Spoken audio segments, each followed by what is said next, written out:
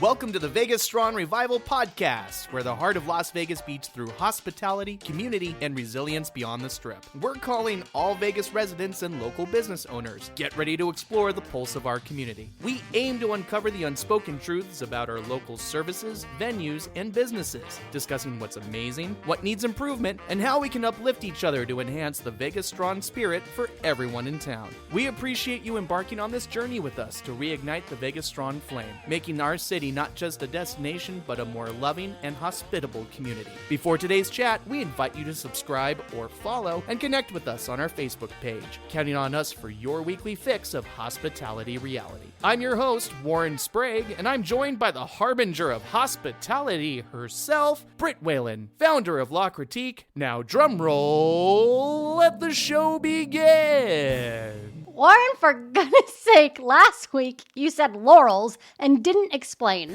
What in the world is a harbinger? Okay, so a harbinger is a beacon. Okay, that doesn't really help. Okay, it's a prelude. You're getting colder. Britt, okay, your presence inspires, signals, and alerts us to an increase in hospitality. You are an omen, an usher. Oh boy. A messenger, dare I say, a prophet. Oh, no. I could never get behind prophet. But I see what you mean. So I'd say if I'm the harbinger, you are then the herald, sir. Oh, wait, you know what a herald is, though? Well, I looked it up. So yeah, I suppose our roles are really enjoying a renaissance of sorts today. Tell us what is on the agenda. Well, today we're mixing it up because we don't have any lists, actually. Well, that leaves me listless. Britt, what a pun! Well played. Thank you.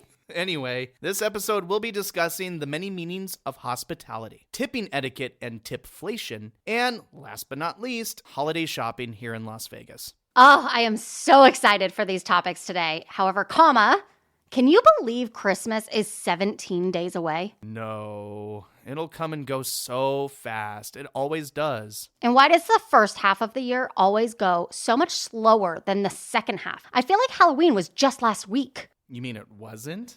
Are you sure? Oh, man. Okay, well, seriously, though, time just keeps zipping faster and faster. So much so that we want to know if you Vegas Strong revivalists feel the same way as you're listening along out there. Let us know how fast your year moved in an email, a comment, or on a voicemail to our super cool podcast hotline. Yeah. I could discuss this for like an hour, so we should transition into our first topic. I could too, and let's do it. Just so you guys know, we pre-plan these topics, and we even record them a day or two prior to releasing them. Normally, we wouldn't make any edits. However, something happened this week that we need to discuss before I can even think about talking about hospitality. And that's the live shooting incident that occurred on the UNLV campus right before this recording. My heart is really heavy knowing this is happening today, Warren. Yeah. From the most recent reports, there's been 3 lives taken and 1 in critical condition. And the shooter who perpetrated all this has died as well. I'm really struggling with what to even say, except that here on the Vegas Strong Revival, our commitment remains to inspire care and consideration throughout our community. And I know the UNLV community will come together during this time to support each other too. Maybe as you're listening to this, just remember that we are all human. We are all going through our own personal battles, and it does actually matter how we treat one another. And if you have a connection to anyone at UNLV currently, reach out to them and offer your support and or some of your time if you haven't already. We all need each other in order to be Vegas strong. And with that in mind, maybe our talk today about hospitality in our own town might have more meaning. This is definitely one of the hardest things to do. I don't know how newscasters do it, transitioning from tragedy into other news. I definitely have a huge level of newfound respect for those people. So as much as this makes me really uncomfortable, I think we just got to do it and move into our topics. So Warren, yes, you and I both have worked decades in the hospitality industry. And for our listeners to get a full scope of what the actual meaning is, and since my brain processes things quite literally when learning, read me the dictionary definition of hospitality. According to Merriam-Webster's dictionary, the noun hospitality has two meanings. One, hospitable treatment, reception, or disposition. How traditionally unhelpful. Continue. Two, true, and two, the activity or business of providing services to guests in hotels, restaurants, bars, etc. Okay, I think we can do better. What about Oxford English Dictionary? Oxford says the act or practice of being hospitable, the reception and entertainment of guests, visitors, or strangers, with liberality and goodwill. It's better, but it's not great. What about Cambridge Dictionary? I kind of don't know what Cambridge sounds like. You don't? No. Well, I don't either. They have a few, though. Okay. First, the act of being friendly and welcoming to guests and visitors. Second, the work or business of providing food and drink, entertainment, hotels, etc. for customers. And three, kindness and friendly behavior, especially for guests. I'd say we're getting closer. As a Rebel alumni, I did try to search the UNLV website for their definition, but sadly couldn't find one. So I've got a definition for my hospitality school in Switzerland pulled up here. Ooh, are you going to do an accent? No, I don't think you guys want me to do that. Not after Jim Carrey last week. Oh, boy. It says hospitality means extending a welcome to travelers or offering a home away from home. And the word is derived from the Latin word hospes, Hospes, meaning visitor or stranger. Do you want to know what the Urban Dictionary says? No. And I doubt it's appropriate, Warren. It's not, but I think we should share it. Oh gosh. Okay. I'm shaking my head, but go for it. Urban Dictionary says kissing as much hindquarters as possible to maximize profit. Oh my gosh. No, it does not. It does. That's really funny, but also like so wrong. And I also have a feeling it doesn't say hindquarters, Warren. Well, no. And to expect that it would be asinine. Oh my gosh. But there's a good point here, though, because I feel like a lot of people think that this is actually kind of true. I know, and it's probably why I chose this topic to begin with. Our city's history and how we became known as, quote, the entertainment capital of the world wasn't just because we offered showgirls and performers alike, or that we had horse racing and casino entertainment. In fact, I always have believed our city has been mistitled. We should have been titled the hospitality capital of the world because, frankly, hospitality encompasses everything. You're so right. And lately, as you know, we've been transitioning into the sports capital of the world, and I don't hate it, to be honest. I do, because it's wrong. It's just the city officials' way of trying to rebrand away from, quote, Sin City. And mark my words, next our label will be something related to Hollywood because of all the growth of filming here. Yes, that's definitely coming. Streets downtown the other night were blocked off for filming, of all things, but a tangent, I sense. If we continue down this road, so can we try to stay on topic? Okay, Yoda. I would love to know what your definition of hospitality is. To start simple, hospi truly means to me to care for. You know, people want to feel cared for at hospitals above all other feelings, right? And tality makes me think of the word mentality. So I think of hospitality as simply meaning having a caring mindset. Ooh, I like that. We, of course, assume that towards other people exclusively, but you and I both know that hospitality to oneself is incredibly important too. So I want to urge that it doesn't have to do with caring only for others automatically. Sometimes the reality is we need our own hospitality. I love it. My personal and often private thoughts on hospitality are actually biblical. Ooh.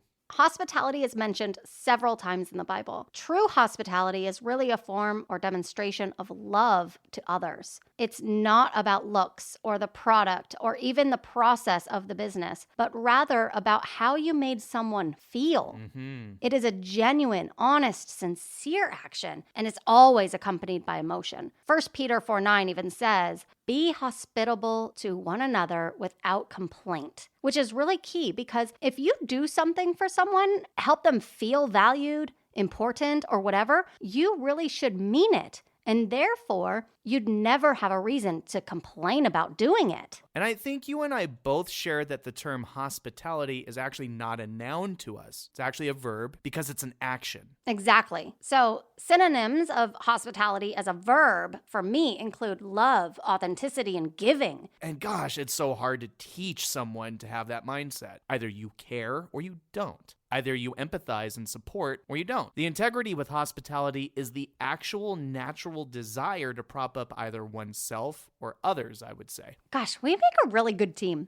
We are definitely not misaligned, it would seem. And wouldn't it be exciting to see more of that mentality make its way into our everyday lives just a little bit more? Oh, yeah. With a little bit more awareness, empathy, and attention naturally paid to those around us, I feel there could be so many constructive outcomes that come from that. You know, we often hear stories about how a smile to someone who didn't expect it can totally make their day, right? Oh my gosh, totally. That's because a smile is a symbol of comfort, happiness, even gratitude, all these positive feelings, right? Mm-hmm. When you give someone a smile, and I do mean a smile, not a smirk, you're giving them that specific positive feeling. What about a compliment? A compliment is a token of awareness, appreciation, or even reinforcement of someone else's personal decision. Every time you say someone's hair looks great or anything else really, you are supporting, uplifting, and perpetuating positivity towards their choice. What a gift that can be. Think about that. Yeah. Remember that the next time you see something in someone that you appreciate. Anything, literally. Give the gift of that positive reinforcement. What's the harm? Right. And also, though, what's the investment? Well, truly nothing. You're just investing hospitality. So by expressing hospitality through service, awareness, or even simple acknowledgement, of course, hospitality is truly at the core of the Vegas Strong culture. What do you think, revivalists? Does anyone out there have a fabulous definition of hospitality that they wish to share? Do you think our city should be titled the hospitality capital of the world? Honestly, Britt, I think you build a good case for that. Thanks. I love that you hit on a side note that I had intended to point out. Hospitality doesn't have to cost anything. Right. It takes time to learn how to be hospitable. It's not something we are born with. We learn it, which is why there are hospitality schools. Mm-hmm. Being hospitable can be as easy as answering the phone, guys, which is literally a form of giving your time. Hospitality is often, quote, little things, big impact. And speaking on being hospitable through the sharing of time, I miss being hospitable at home, Britt. Yeah. I remember throwing weekly shindigs to host my friends pretty consistently. I love those opportunities to show them my own personal hospitality, as well as to expand and combine my social circles. I actually used to be quite good at merging friend groups together.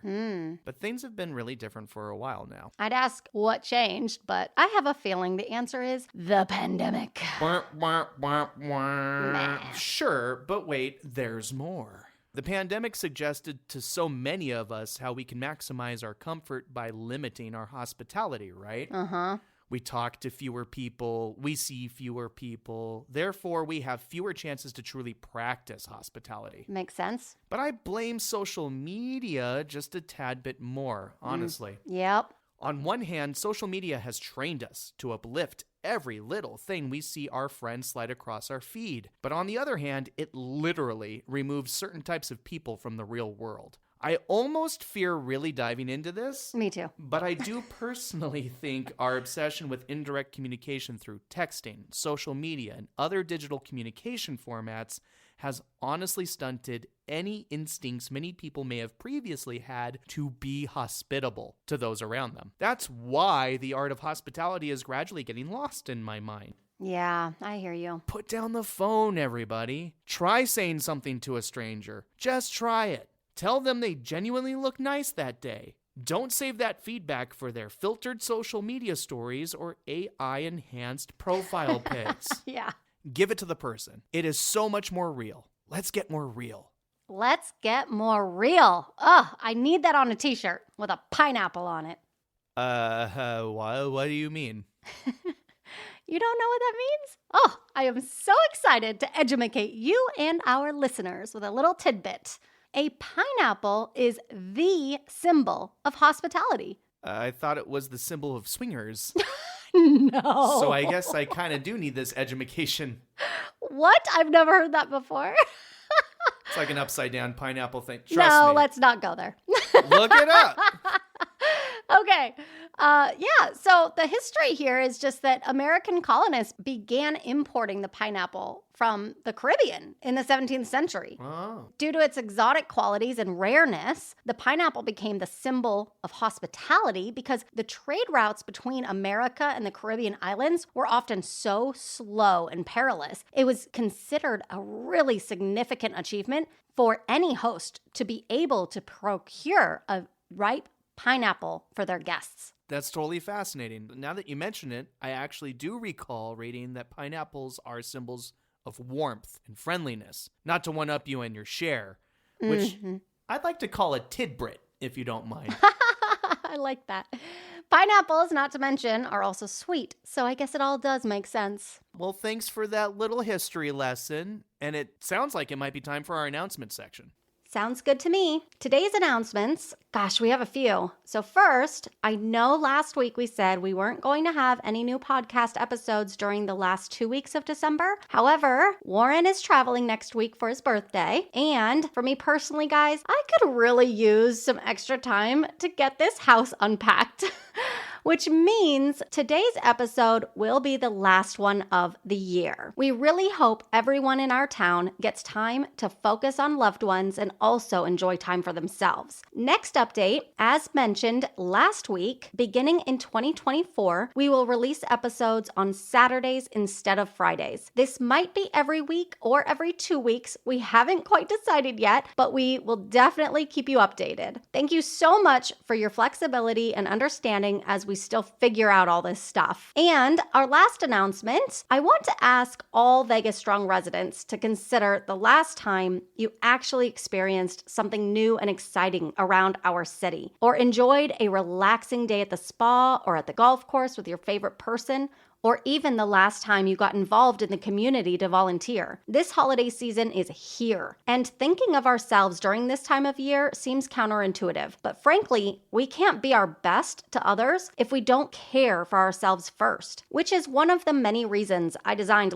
Critique Concierge Services, where we firmly believe in having a life full of experiences rather than possessions. So, for the first time ever, locals won't have to be a hotel guest somewhere to get the best recommendations and reservation services in town. Think booking a limousine for your daughter's graduation. Think about allowing someone else to book that dinner at the hard to get a hold of restaurant. Think about maximizing that next visit to Red Rock Canyon on horseback. Or help with scheduling large party bookings for holidays or other celebrations. Obviously, there's so much more La Critique aims to provide you. I personally can't wait to sign up to have someone to consult when I need a day to unplug and feel pampered. I could definitely get used to having that kind of help. Self-care is really important, and sometimes it can be made more possible by having less on your personal plate. La Critique just helps with that, guys. Remember, this service launches this upcoming Monday, December 11th, and we've curated a collection of 3 amazing subscriptions. And since I teased this last week, here's a brief introduction. I dedicated the first subscription to the UNLV Rebels and called it the Rebel subscription. This service is the most affordable option and gives you access to our concierge staff from 9 to 5 Monday through Friday via call, text, or email. The second subscription is called Born and Raised, which gives you access to our concierge 7 days a week with extended hours too. And the third package is a bit unique, so of course it's called Vegas Strong. This option is the most comprehensive, meaning our concierge won't just make recommendations and reservations, they go above and beyond. Picture this. We arrange an entire adventure day for you and a friend. Transportation, food and beverage, adrenaline activities, all the things you could want in that day. But instead of hassling with payments at each location for each service, we pre-arrange all of it for you. Think of it like charging things back to your hotel room. You simply enjoy your day at each place you go and settle one bill at the end.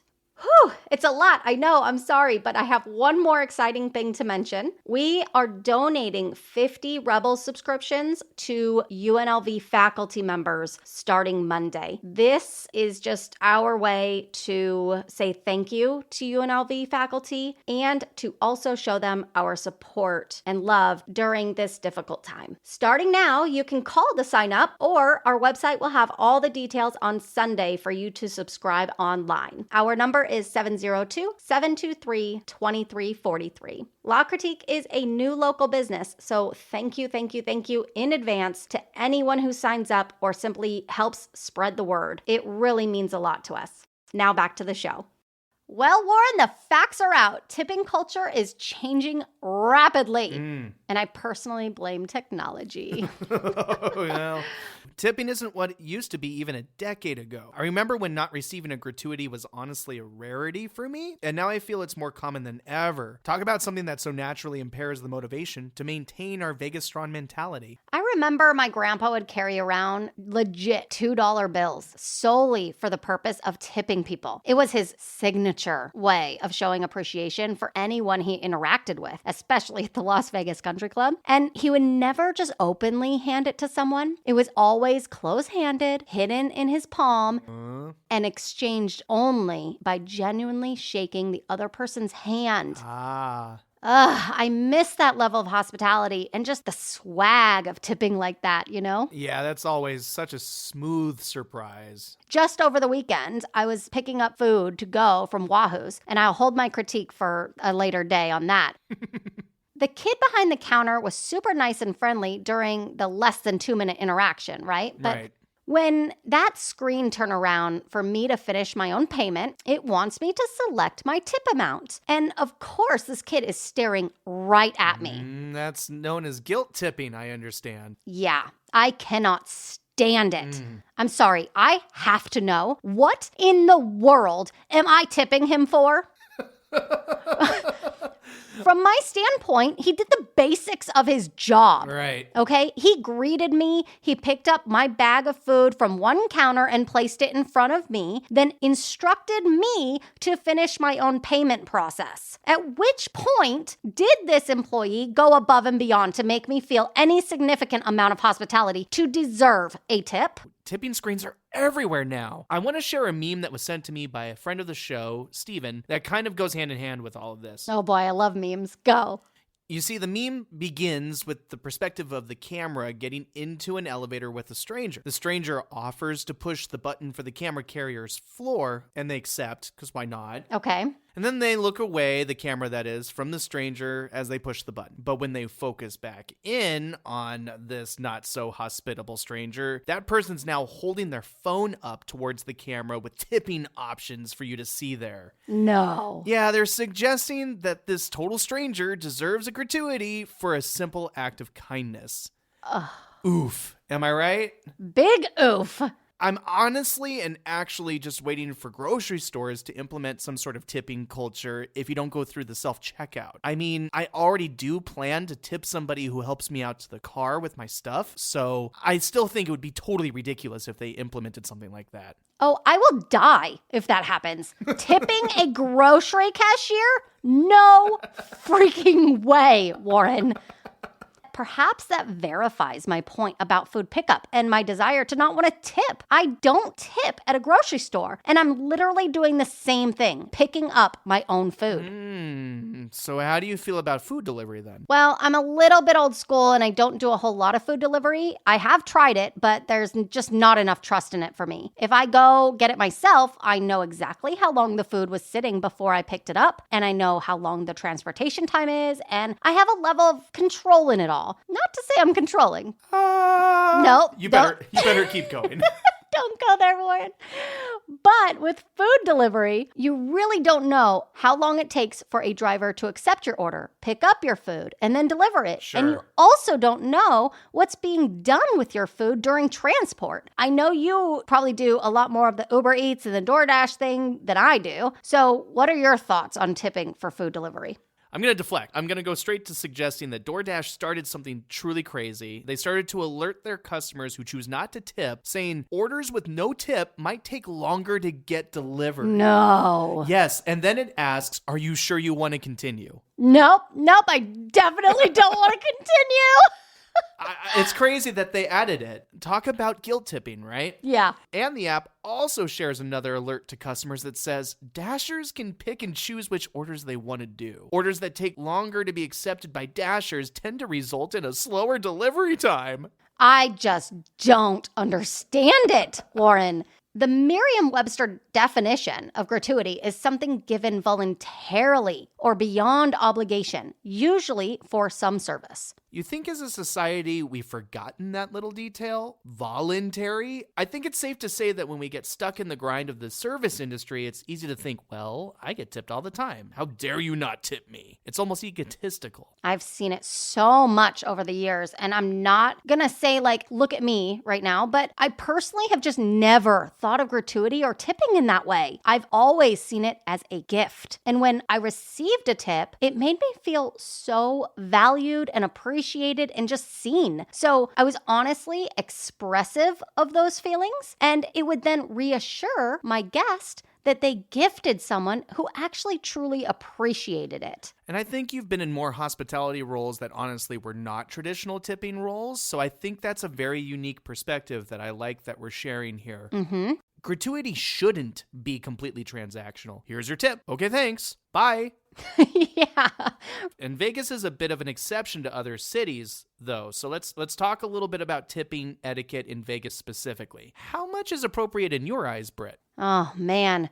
I really wish I could say it was simple and like, oh, just tip 20% for everything. But it's not that simple. So where would you tip 20% or more? I think 20% gratuity is really appropriate for sit-down dining that also had great hospitality and or service. Mm-hmm. I think certain personal services like hair, nails, massages typically deserve 20% if the job is well done and you are a fully satisfied customer. Frankly, though, the only time I've ever tipped more than 20% is when the service was spectacular. Like, this experience made me feel something so much more than what I was expecting. There was this time an Uber driver went above and beyond during an airport transport. That rhymes. Thank you. Well done. And I tipped like 30% or more, Warren. It was ridiculous because I was expecting the typical, oh, hey, I'm here, get in, let's go. But I actually got, Miss Whalen,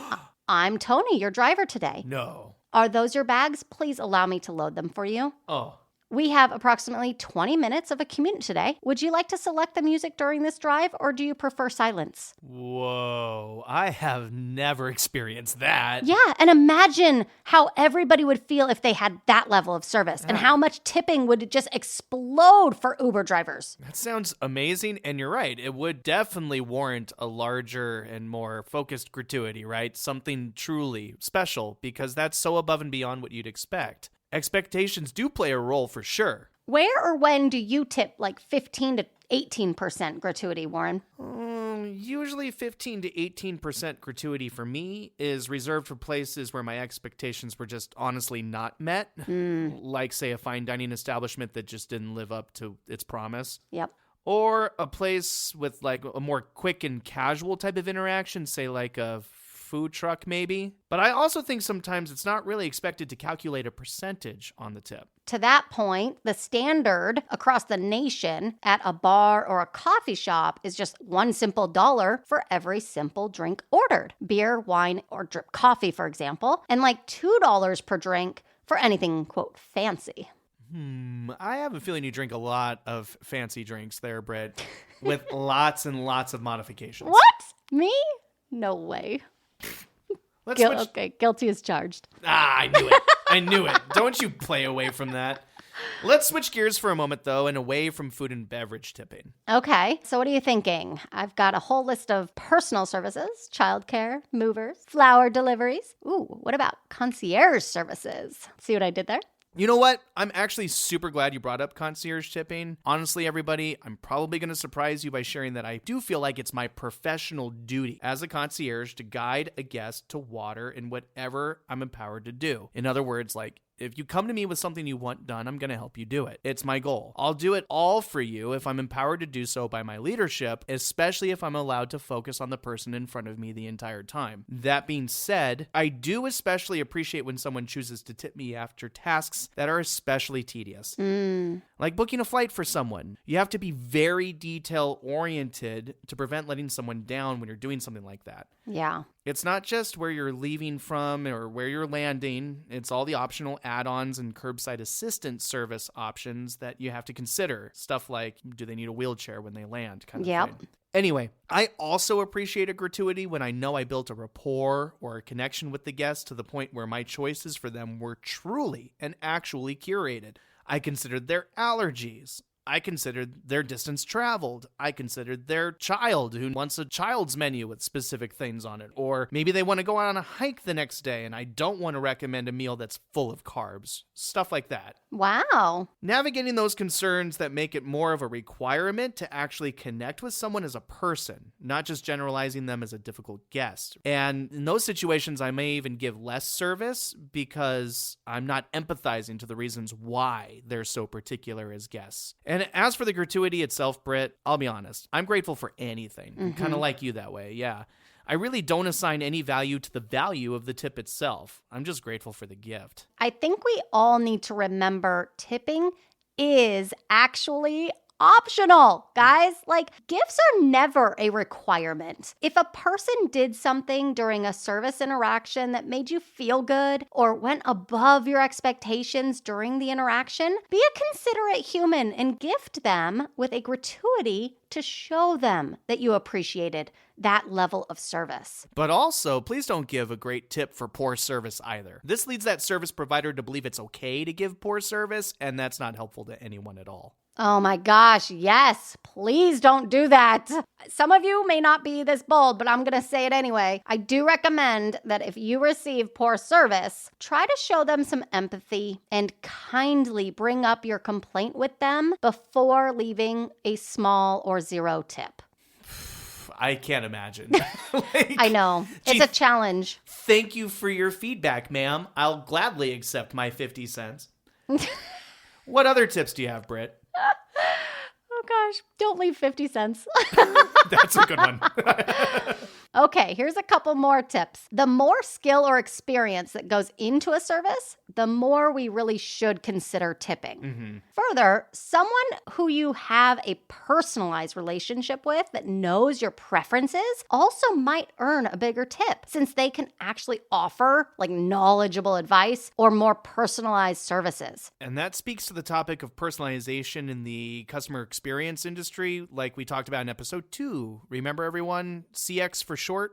Yes, and gratuity is a gift, so it might be odd to pay a close friend to watch your dog for the weekend, but that doesn't mean that you can't, quote, gift them some appreciation by maybe getting them a coffee or something at a later date. And I think that's the point to this whole segment, perhaps. Show appreciation where it's deserving. And that's how we all embrace the Vegas Strong ethos. That's how we connect to one another in our city. That's how we bond and show true kindness. That's so good. I love it. I'm actually really interested to see what our listeners think of this specific discussion this week. Ooh, me too.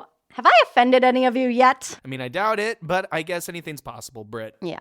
And on that note, I've been dying to have a chance to present this week's Concierge Corner segment, and I'm sensing that time is at last approaching. Right you are, Warren.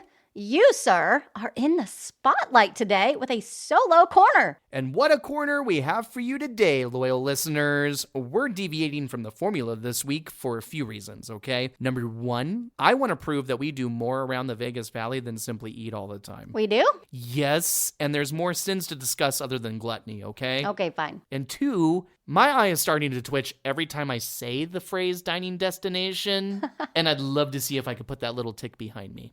All right, fair enough. As a reminder, this segment is just our time to give praise to a local business, place, or item that demonstrates the Vegas Strong ethos and continuously provides positive customer experiences. As a side note, we are not paid for this, and there is no such arrangement of any kind between us and these venues. This week's venue is still technically a restaurant, though.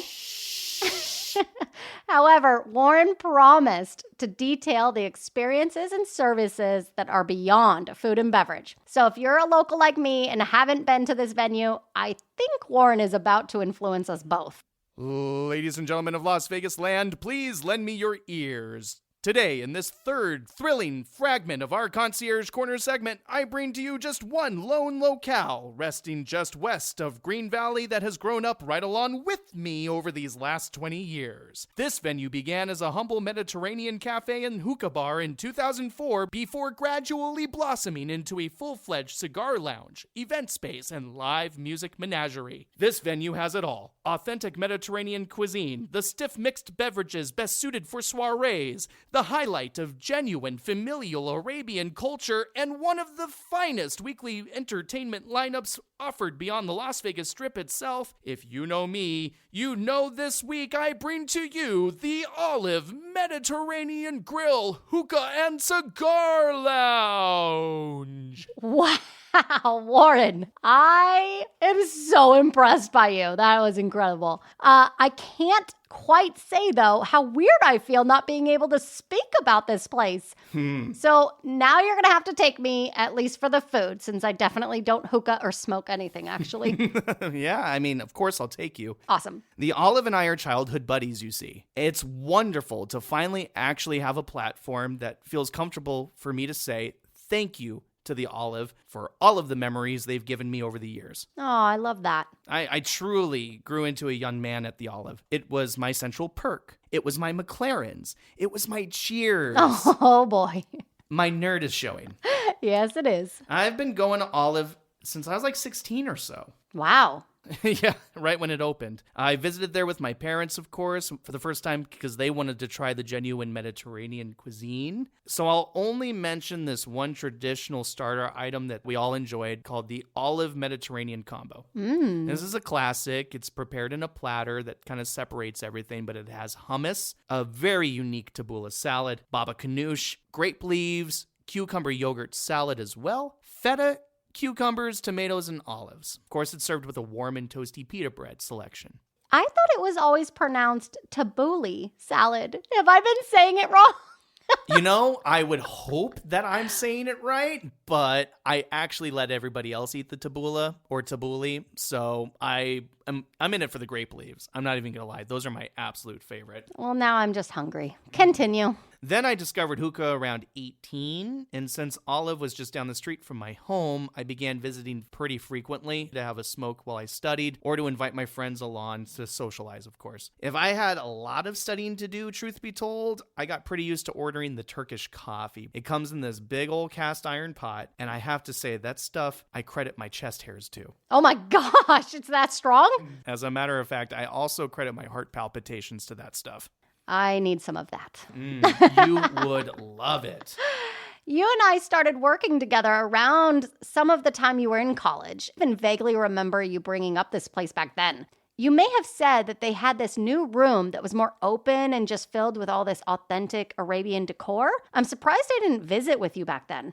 I'm absolutely guilty of inviting everyone in my life to the Olive at one point or another to smoke or spend time with me. I even threw a birthday party there, actually, and I had a group of like 25 people or so take in the second room with me. And by the way, that's a 7,000 square foot event space. Holy cow. Yeah, it's a huge expansion. It was so cool. As someone who has visited dozens of hookah bars and lounges in the Valley, but certainly not them all, I'm a real firm believer that with hookah lounges especially, it is the decor that makes the experience. I just love how this other room, and much of the venue now, is adorned in beautiful Arabian tapestries and peppered with various cultural talismans. So many of the venues I preferred Olive to were just empty rooms with LED lights and boring old tile floors. Not charming, not authentic. It actually felt pretty phoned in, you know what I mean? I can see that, yeah. Nothing about the Olive is phoned in at all. The hookahs were always affordable, even as a student.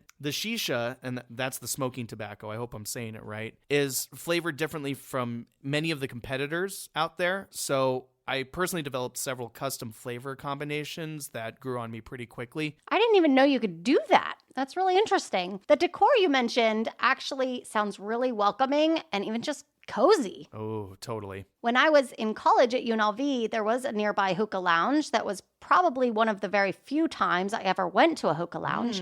So I can say the environment totally affects the experience. I want to hear more about what makes this specific hookah bar so personally moving to you, though. Oh, 100%. But I thought I could do this without discussing any more food items. However, I just can't do it, Britt. Okay. I just want to offer a side note, essentially. Your own side note? I got What? one. I've earned the right. Okay. There's a lot of truly authentic Mediterranean food on the menu, but my favorite dish is the half and half shawarma plate with beef and chicken. Everything is just so flavorful, and it makes me feel like I'm getting transported to some beautifully exotic location across the ocean. I'm going to say it, Warren. This place sounds exactly like a dining destination. How dare you? I'm melting. You know I'm right. You know what I love about this venue, though, truly, beyond the food, is the story. It's the people and their connection to the neighborhood. The Olive is owned by the Sehi family, who have owned and operated several restaurants around Las Vegas all the way back to 1975. Wow. Yes, just within their own shopping center alone, they've opened several different types of vendors themselves and seen those different businesses change. Some of them failed, and some of them were annexed into the Olive itself. And that's actually the case with the consignment store that they had for a brief time right next to the Olive. It transformed into the cigar lounge that they most recently added on to their business's original footprint. I feel like the family's adaptability, longevity, ability to reinvent themselves, and commitment to their native and Vegas cultures justify that the Olive, and the Sehi family especially, are certifiably Vegas strong. Ooh, yeah. I've met Mona and her daughter Reem, who have been staples of the Olive my entire time visiting them, and I'm humbled to say that they really do treat me like family. Even if it's months or sometimes even years at this point between my visits, they always recognize me and take the time to catch up for a minute or two. That's awesome. And it's really actually similar to my cracked egg story from last week. And speaking a little bit transparently, guys, like the Olive is that venue that I think has that experience for me the most in this city. They're kind of my family venue. It's really moving. I think we all have a venue like that, wouldn't you say? I'd love to know what our viewers' venues are, and hopefully we'll grow to that. But anyway, I do want to share some personal shout outs at this moment because these memories wouldn't be the same without the people. So Mylissa, Jasmine, Kelly, Nikki, Kim, and Zach. I really appreciate you guys wherever you are. Some of you have moved on from the Olive. Some of you are still there. And it just wouldn't be the same place without you. These guys were the belly dancers, the servers, and the bartenders who really helped the place stand out, you see. And please don't make this weird. Zach is not one of the belly dancers, okay? You know that's what I was thinking. But you didn't tell me they had belly dancers. Mm-hmm. I doubt you even knew this about me, but I grew up learning all styles of dance, including belly dancing. I would seriously go just to see that. I really didn't know that about you. Yeah, I gotta hear more though, because you mentioned live music earlier. Olive hosts live entertainment, folks, 7 days a week. No way. Just check out the event calendar on their website. I am so used to recommending the Olive because of a specific performer. His name is Barry Black. He is incredible. He provides a chill vibe to the stage and, of course, the venue as a whole, and it's always a pleasure to hear him sing. You actually got to hear him do his mouth trumpet. What? Yeah. That's cool. It makes a lot more sense when you see it live, and I would try to do it, but I wouldn't do it justice. So that's your reason to go this Wednesday through Friday, guys. But on Sundays, they actually host an Arabic night from 10 p.m. to 1 a.m. Live Arabic singers and belly dancers perform. I'll admit that the college me loved getting caught up at the Olive on the Arabian Nights. It always attracted an awesome crowd for each evening it was going on, and it definitely increased the chances of meeting new people. That sounds like so much fun. I seriously cannot wait to go now because clearly I don't need to inhale any smoke at this place to have a good time. Definitely. The Olive Mediterranean Grill, Hookah, and Cigar Lounge can be found at 3850 Sunset Road, Suite D, right at the end of my childhood block, and wow. Yeah. Please go visit the Olive, everyone, and thank you from Warren to the Olive for so many of my favorite personal memories. And that's no thanks to some of those extremely stiff cocktails they would serve me back in my drinking days, guys. You have no idea. Those put me right on my butt. Well, I think I'll be the judge of how strong their drinks are now. But in the meantime, thanks, Warren, for an awesome Concierge Corner this week. I am Excelsior! For a final segment to this week's show, we want to confess that both Britt and I are thoroughly caught up in the stress of shopping, and we know you are all enduring that as well. It's inevitable every year. Right. And even though the craze that comes from the stress is also difficult to dodge, I think it would be helpful here to call out some of the harmful patterns that we see happening out and about that are so salvageable with a little bit more hospitality introduced into our thinking around this time of year. What's your first major pet peeve when it comes to holiday shopping? I was really hoping you'd ask because my number one is shopping sharks. I totally get what you mean, right? They drive me nuts. Yes, they drive everybody nuts. There's the ones who park their car by the parking spot that you are eyeing, and they don't even have a signal on, right? Please, can you guys just use a freaking signal? Oh, here. It's so frustrating when drivers fail to remember simple communication that our vehicles were literally designed to do, right? These lights turn on for a reason. Blink, blink, blink, blink. That's such an easy way to be labeled as a jerk, everybody. I definitely get it. Yeah. Warren, what's your pet peeve? Okay, so I hate it when shoppers hold up the line at any type of vendor, really, because the coupon they just clipped just expired. And they will fight tooth and nail for that extra $3.27 off their cart total. Like, I know we all value our almighty dollar, folks, but you're being inconsiderate to the other shoppers, the staff at the store, honestly to yourself. Trust me, you'll make the $3.27 back somehow if you just focus on it. You're a big kid now, except when terms and conditions bar you from saving pennies and kindly move on. Oh, I'm so with you there. I mean, it says right on the coupon that it expired 4 days ago. Is it truly that much of a surprise that they won't help you out? And is it really that important that you get that $3.27 written off? Is it really worth it to you? It can't even buy a pack of gum anymore. Actually, please don't quote me on that. I'm pretty sure Double Bubble still costs $1 somewhere out there, but not here. Yeah. Okay, your turn. Shoot. Okay, so speaking of being in a line, you sparked this one for me.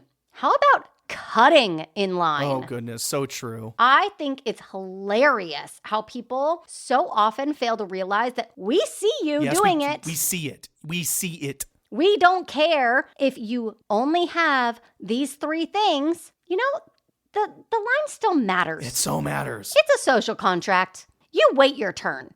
And I hate when they get all haughty with me when I say something about it. Yeah. As if I'm the problem for pointing out that they were literally putting themselves before others. And then they're often like just so pushy about it too. Sure. I feel like everyone rudely throws shoulders and elbows around during this crazy holiday season too. Like, get out of your selfish mindsets. Quit cutting your fellow shoppers off. Ugh.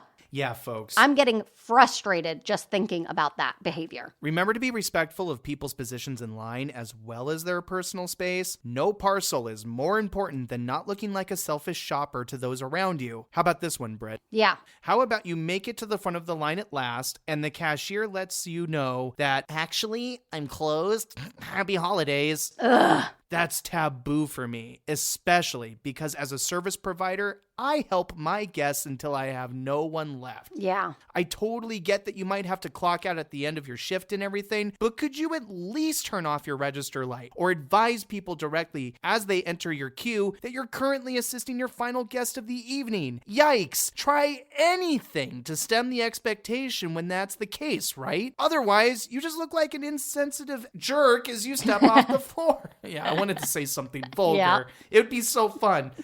Otherwise, you look entirely insensitive as you step off the floor. And sometimes I honestly feel like cashiers do this on purpose. They really do. I've felt that. Yes, here in town. It's so crazy. And further, if you're leaving your post, but being replaced by another associate, can't you just freaking wait until that person actually comes out to relieve you? Like, you don't need to leave everybody there hanging for that weird interim time when nobody is at the counter, right? Mm-hmm. Ugh, so frustrating. You know what else I think is done on purpose that freaking kills my holiday cheer? What? I've used freaking a lot in this Yeah. segment. We're angry. I'm angry. We're angsty.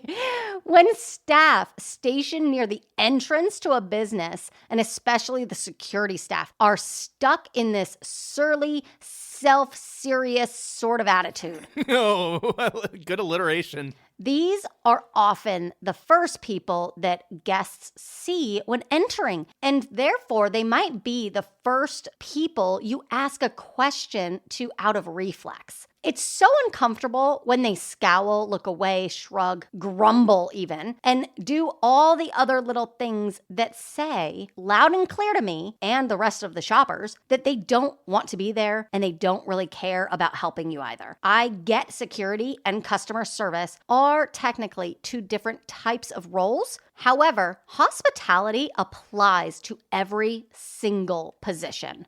Ooh, I like that. But I don't like it when people put items in their cart that they are only considering purchasing, Britt, especially when they're the new, popular, and hard to find ones. I can't tell you how many times I've gone shopping for a specific item only to find the shopping racks empty of what I'm looking for. And then I go to customer service and I wait 15 minutes and I ask them where it is, and there it is.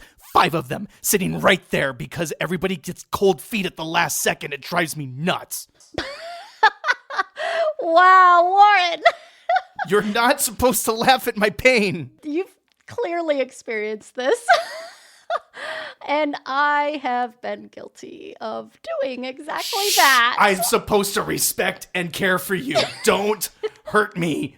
Don't kill my dreams, Britt. I'm sorry, us women can be indecisive. Speaking of leaving things, though, the only way I manage my stress during this time is at the gym. So how about leaving fitness rooms a freaking mess? We all have to use them. And in all of the craziness, staff has a hard time trying to keep up with managing those areas for whatever reason. It's ridiculous. So guys, just help us all look less like pigs, okay?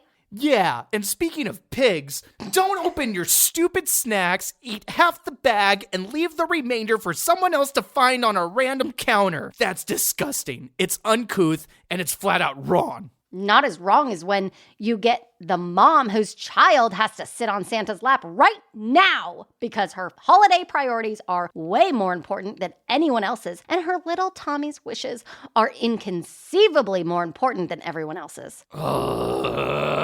Well, little Warren's wish this holiday season is for shoppers to remember to behave like friendly little elves to one another while they're out and about. Let's remember that we're all stressed, we're all triggered, we all want the perfect holiday. Warren, yikes, okay? Okay, I think we're all probably a bit triggered at this junction. I think we've proven our point this holiday season. We are all warriors for our loved one's satisfaction, right? It's the gift-giving season. Friends and Vegas Strong family mean the most to us, and we do anything for them. But let's remember to suspend our warrior tendencies when it comes to how we treat one another this holiday. Practice empathy, awareness, practice respect, and practice hospitality. We all deserve a happy holiday, so let's be sure to remain helpful to that philosophy. Hear, hear. I need me some eggnog after all this. Me too. Let's wrap this up so I can get back to the Galleria Mall, okay? Attic Salt is about to close, and they have a killer deal on cat t-shirts. Oh my gosh, I can't believe you just said that. But I could definitely use some eggnog too. We still have plenty of season left to shape up our shopping habits, along with our little PSA of how to avoid rubbing each other the wrong way this holiday. We discussed the true meaning of hospitality to each of us. We also shared some perspective on how we can spread a hospitable mindset across the valley without literally costing us anything. And finally, we reminded one another that gratuities are gifts, not entitlements. So if someone goes above and beyond in service to you this holiday season, share some of that holiday cheer in the form of $1 or $2. Or if you are the person receiving that gift, express a little gratitude for it because that person was not required to give it to you. Last but not least, we wish you the best holiday season for 2023. And truthfully, We just want to express how deeply grateful we are to every single one of our listeners. We have only had 4 episodes so far, and the first 3 episodes have just over 200 listens. It's absolutely incredible, mind-blowing, unbelievable to see just everything coming together, and I am so humbled and just so grateful. So thank you so much for everybody who has clicked play and who has supported by sharing this content with others. I can't express how meaningful it is. So truly, thank you. Happy holidays. And of course, don't forget, concierge services are available Monday. And that's a wrap on another critical, or should I say critiqual, episode of the Vegas Strong Revival. We hope you enjoyed the conversation and found it as compelling as we did. We'd like to extend our deepest gratitude to our amazing listeners for taking time to listen and engage with us. Your support is truly invaluable. Remember, the Vegas Strong spirit is all about coming together, so please share this podcast with your friends, your colleagues in the hospitality industry, as well as anyone who loves the local Las Vegas as much as we do. If you have any suggestions, ideas for future shows, or even if you'd like to be a guest on a future episode, don't hesitate to reach out. You can connect with us on our website, our Facebook page, or even leave us a voicemail on our super cool podcast hotline. Before we go, make sure to subscribe to our show on your favorite podcast platform so you never miss an episode. We release new content every Friday. Thanks again, Las Vegas, and let's continue to revive our city's passion for personalized service together. From Warren Sprague and Britt Whalen, stay strong, Vegas.